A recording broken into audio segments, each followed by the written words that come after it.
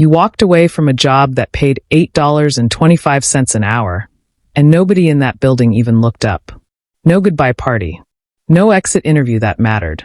Just a badge dropped on a foreman's desk and a door that closed behind you the same way it closed every other day. Here's the question nobody in that room ever thought to ask.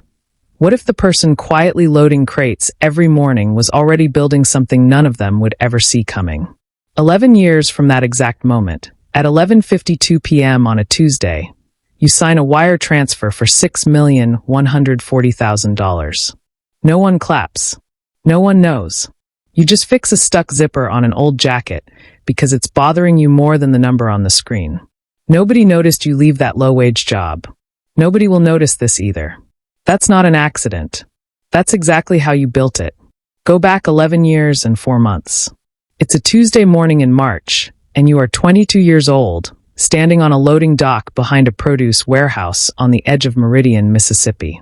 The air smells like wet cardboard and diesel exhaust.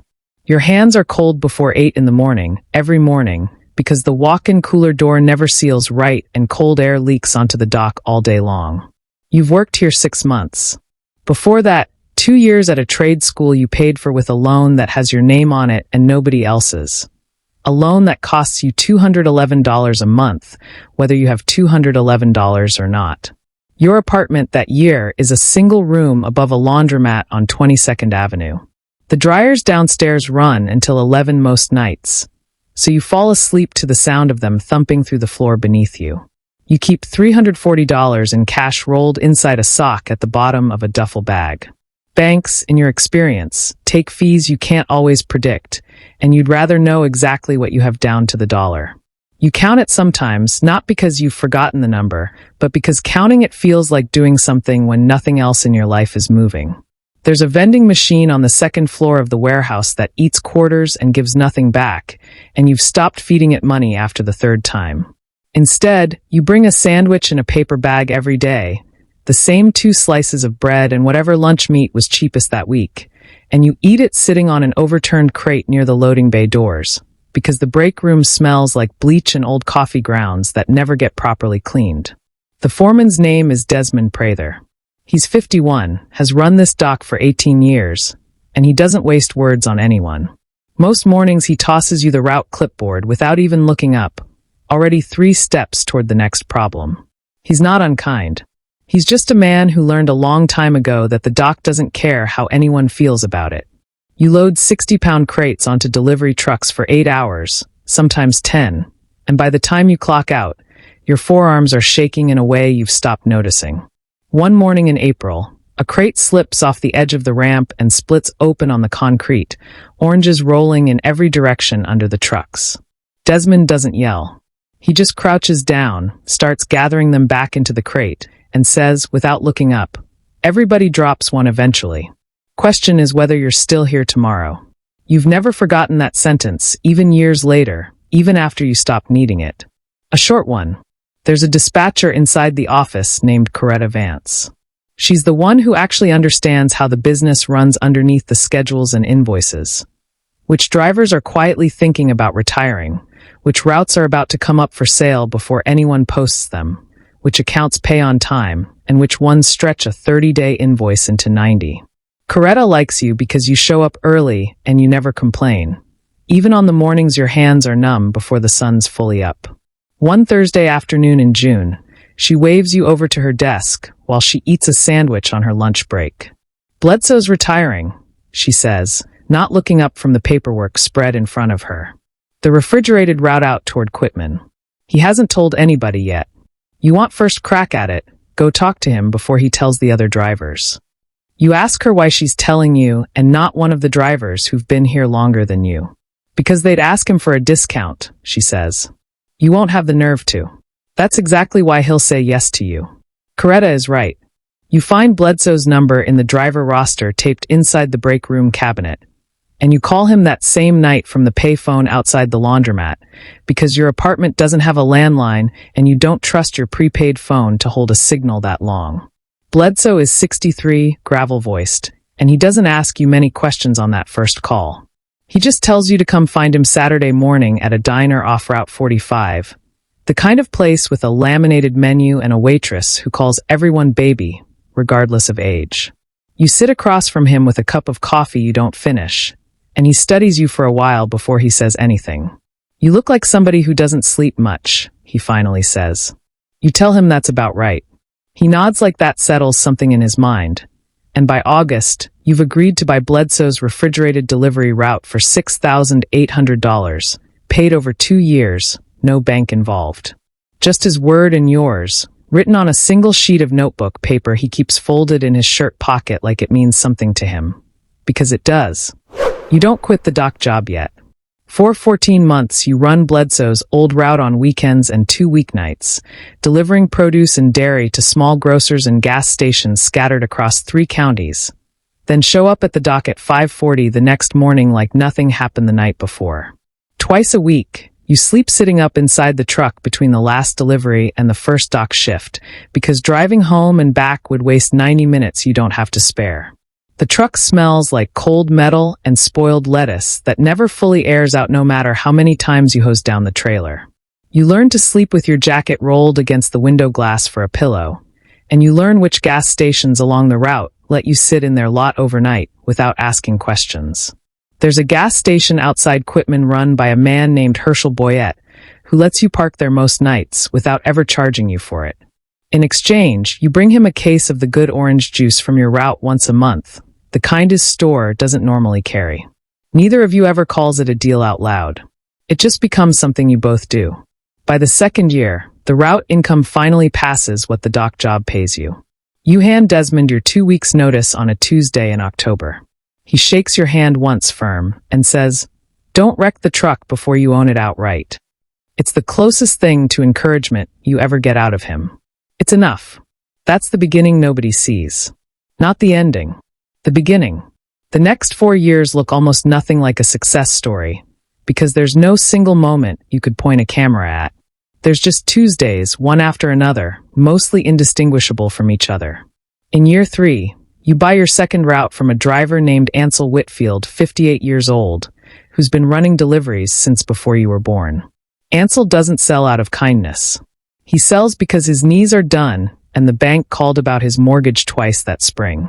You pay him $9,200 for a route covering 6 grocers on the north side of the county, and he stays on for 4 months afterward, unpaid, just riding shotgun on the deliveries so you don't lose the accounts he spent 20 years building one handshake at a time. They don't buy from the truck. Ansel tells you one Thursday morning, coffee gone cold in the paper cup wedged between his knees.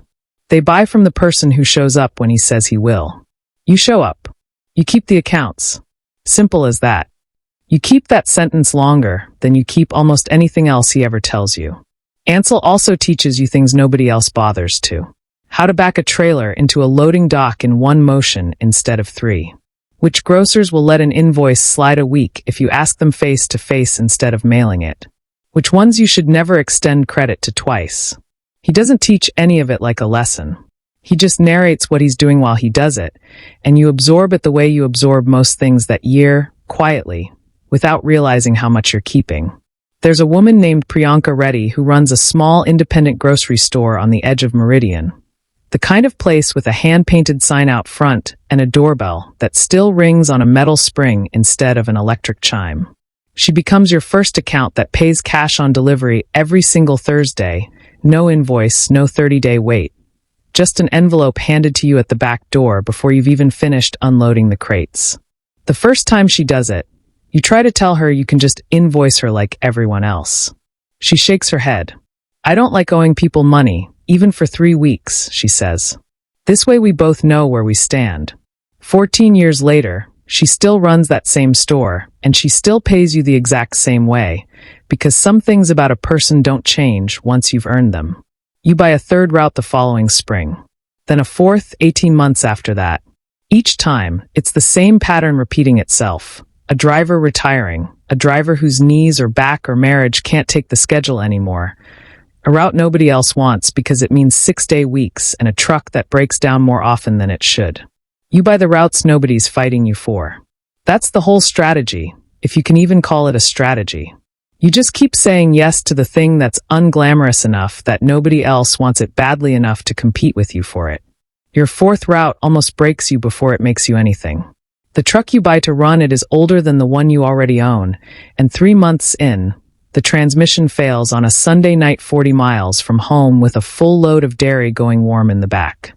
You call every driver you know. Nobody answers on a Sunday. You end up paying a stranger with a flatbed $400 cash, nearly everything left in that week's earnings, just to get the truck and the load back before the milk turns. You don't tell anyone how close that night came to ending the whole thing. You just fix the transmission the following week and keep driving. By the time you're 28, you're running 6 refrigerated delivery routes across 3 counties with 3 hired drivers working under you, grossing $340,000 a year before fuel, insurance, and truck maintenance eat into it. You are still living in the same 1-bedroom apartment above the laundromat, though you've moved to the back unit where the dryer noise is quieter. You still drive the same personal truck you bought used at 19 years old, now past 210,000 miles, the check engine light flickering on and off depending on the weather that week. Nobody looking at you would guess the number sitting on your business bank statement. That's not because you're hiding it from anyone. It's because nothing about your life has changed shape around it yet. You still eat lunch out of a paper bag most days. You still wear the same 3 work shirts on rotation, patched at the elbows twice each. The only thing that's actually changed is a number in an account nobody but you and a bank teller named Rosalind Metz has ever seen. Rosalind knows your name before you say it now, and every few months she asks if you're ever going to buy yourself something nice with all of it. You always tell her you're working on it, and you never quite mean it. Then, on a Monday morning in April, 4 months before your 33rd birthday, a letter arrives from a supermarket chain headquartered 2 states away. It's 1 paragraph long. The chain has been acquired. All independent distribution contracts, effective in 30 days, are canceled in favor of a centralized logistics hub in Alabama. You read it twice standing at your own kitchen counter, because the first time through, some part of you assumes you must have misread it. 45% of your route income runs through accounts tied to that one chain. 30 days. You spend that first night doing math on the back of the letter itself, numbers crossed out and rewritten in the margins until the paper is more pencil than white space. 3 of your drivers depend on routes that are about to disappear. You think about calling them that night and decide against it, not until you know something worth telling them. Ansel Whitfield is fully retired by now, spending most afternoons fixing up a fishing boat he rarely finds time to actually take out on the water. You drive straight to his house that same afternoon and sit on his porch, and he listens to the whole thing without interrupting once. "They don't want the drivers," he finally says, turning a wrench over slowly in his hands like he's thinking with it instead of his mouth. "They want the name off their books. That's all a letter like that ever really means. They didn't cancel you because you did something wrong. They canceled you because centralizing looks good on a spreadsheet in some office you'll never see." You ask him what you're supposed to do with 30 days and a business that just lost almost half its income in 1 paragraph of legal language. "Find out what they don't want," Ansel says. "Because whatever they don't want is usually worth more than what they just took from you." A short one. It takes you 11 days to fully understand what he means. Every one of the canceled contracts routed through the same cold storage facility on the edge of town. A 24,000 square foot warehouse the produce distributor you used to work for has been renting for 20 years straight. When the supermarket chains centralized their logistics, they didn't just cancel the independent drivers. They walked away from the whole warehouse, because their new model runs everything through Alabama now, and a Mississippi cold storage building doesn't fit anywhere on that map anymore. You drive past the warehouse 3 separate times that week before you work up the reason to actually stop and ask about it. On the 3rd pass, you finally pull into the lot and find the property manager, a tired-looking man named Grady Kessler, standing near the loading doors with a clipboard of his own. He tells you the landlord has watched 3 different tenants fall through in 18 months and just wants someone reliable in the space before another quarter passes. The number he quotes you for a lease is lower than you expect, low enough that you ask him twice if he said it right. You don't have anywhere near enough saved to buy it outright, but you have 6 years of on-time payment history with a small regional bank and Coretta Vance, Still working dispatch all these years later, still tipping people off before the news is official. Personally walks you through the door and introduces you to a loan officer named Whitmore Beck. You sit across from him with 6 years of tax returns stacked inside a manila folder, and you don't ask for much. Just enough to lease the building with an option to buy it outright over 8 years, using the delivery routes you already own as collateral. Whitmore reads through the folder slower than you expect, flipping back twice to compare figures. 6 years and you've never missed a payment on anything, he finally says, more to himself than to you. That's rarer than people think. He doesn't promise anything that day. He tells you the loan committee meets Thursday, and Thursday feels like the longest single day of the entire 30. Right now, the average American household holds less than $8,000 set aside for a financial emergency of any kind. Most people standing where you stood that April Monday would have had no room to do anything but panic and take whatever job came next, however far below what they were worth.